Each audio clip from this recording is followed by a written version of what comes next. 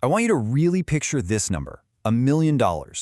For a lot of us, right, this is the number. It's the symbol that you finally made it. Now let's just crank it up a notch. $10 million. Suddenly the dream just got a whole lot bigger, didn't it? Let's keep going. 100 million. Okay, now we're getting into territory that feels almost abstract. It's kind of hard to even wrap your head around that. And then this, $1 billion. That is a truly staggering amount of money. And just to put that into perspective, someone like Jeff Bezos, his net worth is over 100 times this. It's wild. So, after all those zeros, all those mind-boggling figures, we land right here, with you. And I get it. The gap between those numbers and your bank account can feel, well, immense, maybe even completely impossible. And that feeling brings us to our first section, the old money trap. Let's really dig into why so many of us feel like the whole game is just rigged from the very start. So, does any of this sound familiar? You did everything you were supposed to do, right? You went to school, got the degree, landed the job, but somehow you're just treading water. Between the insane cost of living and that debt that just won't go away, you're not getting ahead. It's no wonder it feels like you're playing a game you can't possibly win. And here's why. It's because most of us were handed this very simple and honestly very flawed equation for building wealth. It goes like this. Money equals the salary you earn from a job. That's it. So your whole life becomes about just climbing that one corporate ladder. Now, this quote just hits the nail on the head. It exposes the fundamental problem with that whole system.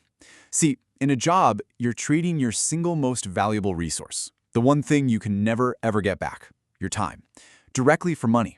And like the quote says, a lot of the time, it's not even for that much money. I mean, let's just look at the cold, hard math. If you made 20 bucks an hour, working 40 hours a week, it would take you about 24 years to gross $1 million. And that's before taxes, before rent and groceries, and before inflation just chips away at its value. That path isn't just slow, my friends. For most people, it's a dead end. So, okay, if that equation is broken, how in the world do people actually get wealthy? Well, that leads us right into our next section, where we're going to bust some myths. Because what if that stereotype we all have about rich people is just flat out wrong? You know the stereotype. Hollywood loves to paint the wealthy as these evil, corrupt villains or lazy trust fund kids or people who just got incredibly lucky. But when you actually look at the data, a totally different picture emerges. The reality is, they're usually strategic, they're often self-made, and at their core, they're problem solvers. And check this out. This number just says it all. A report from WealthX found that a staggering 68% of the world's ultra-wealthy, and we're talking about people with $30 million or more, are self-made. They started with nothing. And I mean, the examples are everywhere. You've got Oprah Winfrey, who grew up in poverty and became a media titan, Howard Schultz, who also came from a poor background and built the entire Starbucks empire. You've got Jeff Bezos, Elon Musk, Sarah Blakely. All of them built it from the ground up. This isn't about luck. It's not about inheritance. It's about a totally different approach. So what is it? What do they know that most of us don't? Well, let's get to the real heart of it all. Let's talk about a new equation for wealth. This is the science behind how getting rich actually works. So here's the big question, right? What really makes them so different? It's not that they're magically smarter or just luckier than everyone else. The truth is, they're just using a better equation. They're playing a different game, one most of us were never even taught the rules to. And here it is. This is the new playbook. It's actually a pretty simple three-step process. First, and this is the most important part, you solve a problem. Second, you find a scalable solution to that problem. And third, you build a business around it. Now, this first step, it requires a huge mindset shift. You have to stop chasing money. I know it sounds totally backwards, but hear me out. If you want to make money, start looking for problems.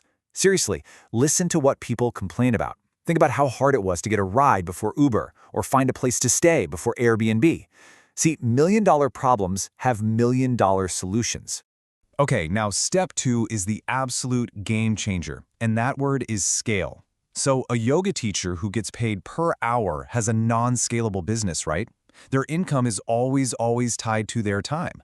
But what about an online yoga course? They can create it once and sell it thousands, even millions of times, 24/7, all over the world.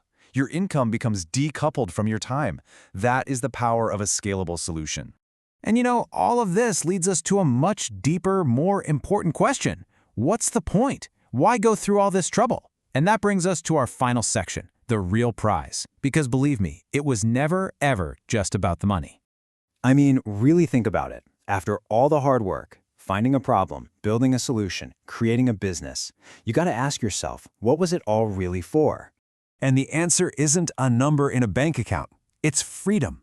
It's the freedom to pay off your parents' mortgage, the freedom to travel the world whenever you want.